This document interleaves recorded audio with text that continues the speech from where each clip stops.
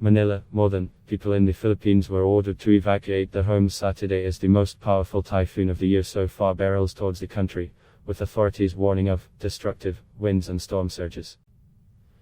Typhoon Goni is expected to graze the southeastern tip of the main island of Luzon early Sunday before making landfall in the afternoon with wind speeds of up to 205 kilometers, 127 miles per hour, the state weather forecaster said.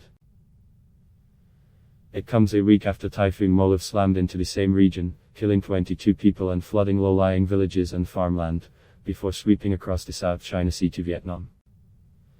Schools which have been empty since the start of the coronavirus pandemic will be used as emergency shelters as well as government-run evacuation centers and gymnasiums.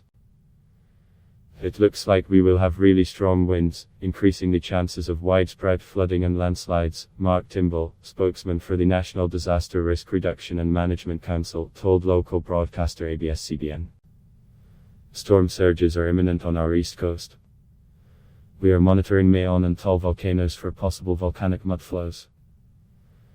Authorities on Saturday ramped up preparations in the Bicol region southeast of Manila, marshalling rescue vehicles, emergency response teams and relief goods ahead of the typhoon.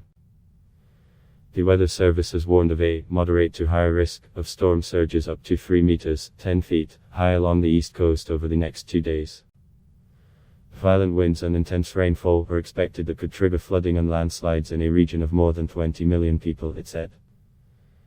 Evacuating people is more difficult at this time because of COVID-19, regional civil defense spokesman Alexis Nas told AFF. More than people have been told to seek shelter in the Bicol region, with evacuations also expected in other areas. A maximum of 5 people will be allowed to shelter in a single school room that previously would have held 16, Nas said, adding that the natural disaster-prone region had enough facilities. Hundreds of people have been left stranded after the Coast Guard ordered ferries and fishing boats into port in expectation of rough seas throwing up 15-meter waves. The Philippines is hit by an average of 20 storms and typhoons every year, which typically wipe out harvests, homes and infrastructure, keeping millions of people perennially poor. Its deadliest on record was Super Typhoon Haiyan, which unleashed giant waves on the central city of Tacloban and left more than people dead or missing in 2013.